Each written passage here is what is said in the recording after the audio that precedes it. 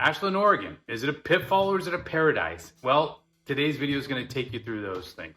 Stay tuned until the end when I highlight one of the big challenges of living in Ashland, which is something that not a lot of people think about. The first thing you need to know about Ashland is it's just above the border between California and Oregon. This is important for a number of reasons. Why? From a topography standpoint, the Siskiyou Mountains are right at the border of California and Oregon, and Ashland kind of sits at the base, the foothill of those mountains. It gives it some incredible benefits, including 4 distinct and awesome seasons. Some might argue there's a 5th. We'll talk about that later. And in addition to that, it gives it a special climate and a special experience being in Ashland. However, some of the pitfalls of living in Ashland, Oregon are: number one, the high cost of living. Ashland, Oregon has a higher cost of living than any other city in Southern Oregon for a number of reasons.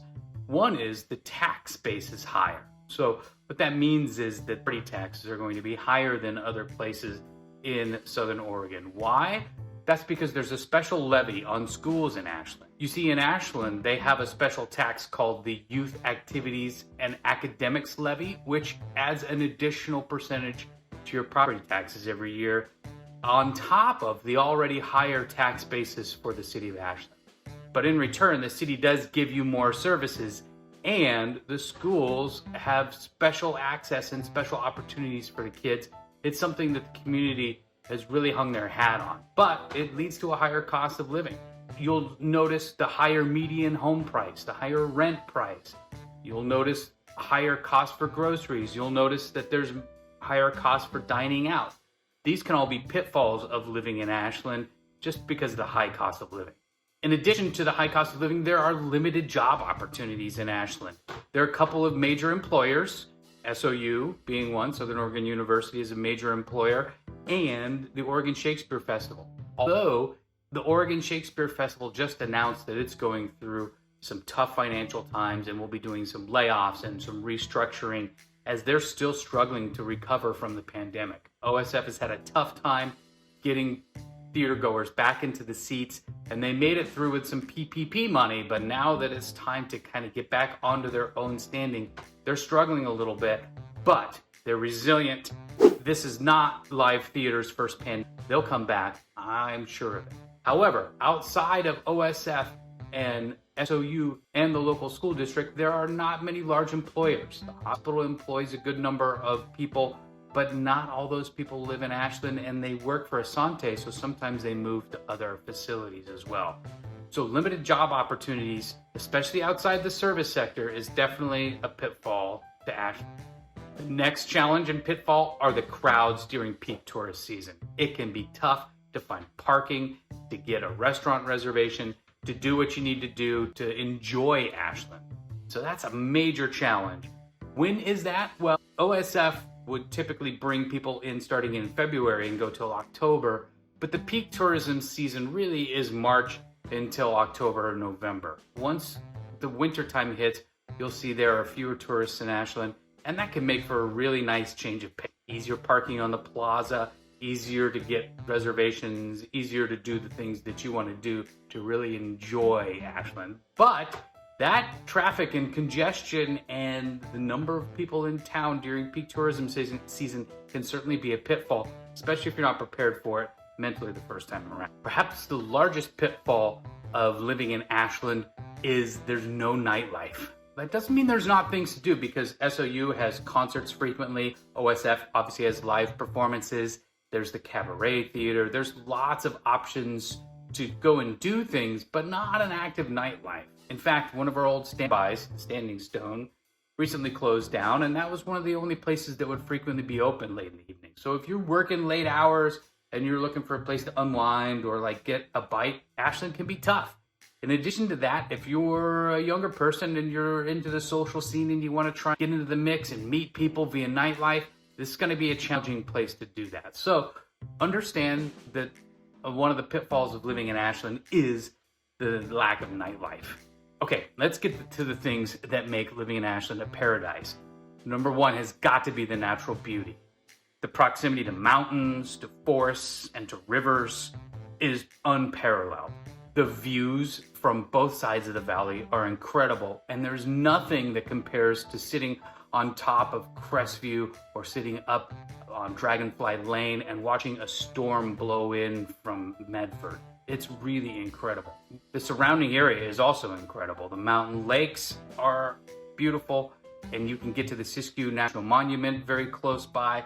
It's unparalleled. I know that I'm speaking very highly of it. If you haven't seen it and experienced it for yourself, it's really hard to put into words. You can go down to Emigrant Lake, and even with low water levels that we've experienced the last couple of years, you can still find bald eagles flying out over the lake and nesting in those local areas. It's really a special place. The natural beauty is something that sets Ashland apart from anywhere else in the world. In addition, if you're an outdoor enthusiast like I am, there are almost endless opportunities for you. Hiking, biking, rafting, archery, hunting, fishing, all exists in close proximity to Ashland. There's also great skiing and snowboarding in the winter at Mount Ashland. This year, the snow has been incredible. We got good early snow. They were able to open. Occasionally this year, there have been times where the winds are really high, so they've had to shut down. But other than that, it's been a great year on the mountain.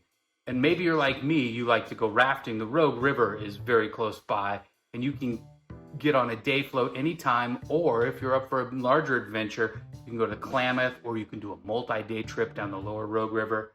The outdoor activities and recreation here are amazing.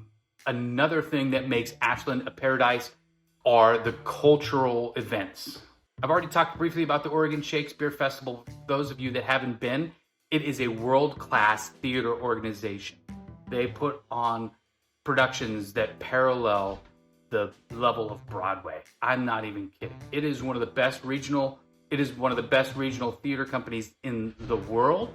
And the Oregon Shakespeare Festival doesn't just do Shakespeare, although they do Shakespeare, and they often do it very well in very fresh ways, but they will put on musicals. They commission new plays. They are really adding to the repertoire of live theater in the United States, and it's an incredible cultural event. There's also other local theater, like the Cabaret, there's musical reviews, and in addition to that, there's the SOU theater program.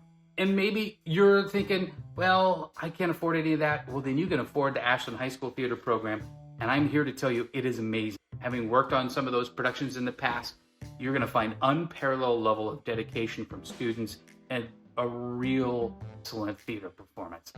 Outside of theater, there's the Ashland Independent Film Festival, which happens in April, and it's just a really cool event that brings lots of people to the downtown area, includes independent filmmakers from all over the world. It's really special. They've got a student film section, and they bring in some incredible films. So the Ashland Independent Film Festival is something you're going to want to check out, as well as supporting local live music with like the Rogue Valley Symphony and the Southern Oregon Repertory Singers.